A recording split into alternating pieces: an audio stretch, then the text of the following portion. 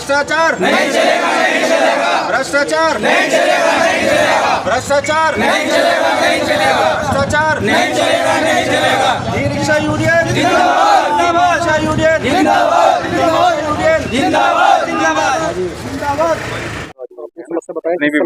देखो ये हमारी जो समस्या है ARTO RTO दफ्तर से और जोनल अधिकारी उन तीनों से ही है। इन लोगों ने क्या करा, 20 दिन पहले एक आदेश जारी करा कि सन 2021 में गजट पास हुआ था, जिसकी वजह से ई रिक्शा पे ट्रेनिंग लाइसेंस अनिवार्य कर दिया इन्होंने और उसकी बिक्री भी रोक दी गई है। हम लोगों का ये कहना है, सुप्रीम कोर्ट का एक ये आदेश है कि जिसपे बाइक कार का लाइसेंस है वो ई रिक्शा चला सकता है। जब उस पर पहले से लाइसेंस है, उसकी ट्रेनिंग पूरी हो चुकी है, तो इनका उत्तोलन किया जाए और रिक्शा वाले जैसे चलने चलते हैं। और ये आदेश हिंदुस्तान के किसी जिले में लागू नहीं है, यहाँ तक कि यूपी के अंदर लखनऊ में जो राजधानी वहाँ भी लागू नहीं है। तो आप लोगों के माध्यम से हमसे यही कहना है कि जो रिक्शा गरीब चालक है उसका उत्तोलन किया जाए, उसकी RC टाइम पे दे दी जाए और कोई भी जन समस्या इनके साथ ना हो, क्योंकि ये लोग इतने ताकतवर नहीं होते कि एक दिन की गाड़ी खड़ी हो जाए, ये अपना घर का खर्चा चला सकें।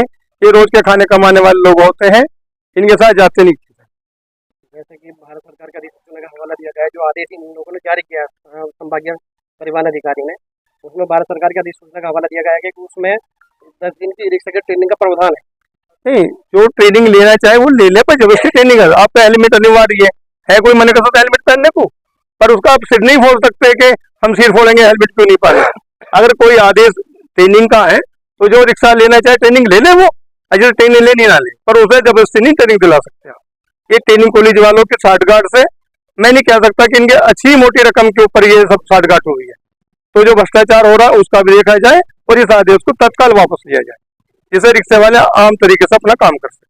तो आप लोग क्या ज्ञापन देना है, तो उसमें ARTO मैडम ने क्या बोला? ARTO ने कह रही जो मुझे आपने आदेश दिया मैं उस आदेश का अवलोकन करूंगी, और बड़े RTO साहब भी आ रहे हैं, वो भी ज्ञापन लेंगे हमारा, उनसे भी अपनी बात रखेंगे और अपनी मांग पूरी कराने की पूरी कोशिश करेंगे। अगर आपकी मांग यहाँ नहीं मांगी तो हम जो संवैधानिक हमारा कानून है अनशन करेंगे, हड़ताल करेंगे और धरने पे बैठेंगे। जब तक ये आदेश वापस मिलेगा हम पीछे हटने वाले नहीं है, हमें कुछ भी करना पड़े। रिक्शा यूनियन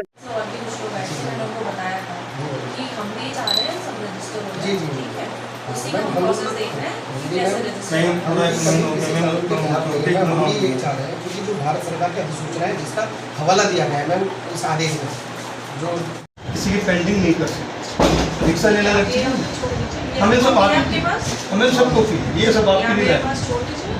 आप वेट कर लीजिए, यूनियन का नाम है ई रिक्शा वेलफेयर एसोसिएशन, है ना।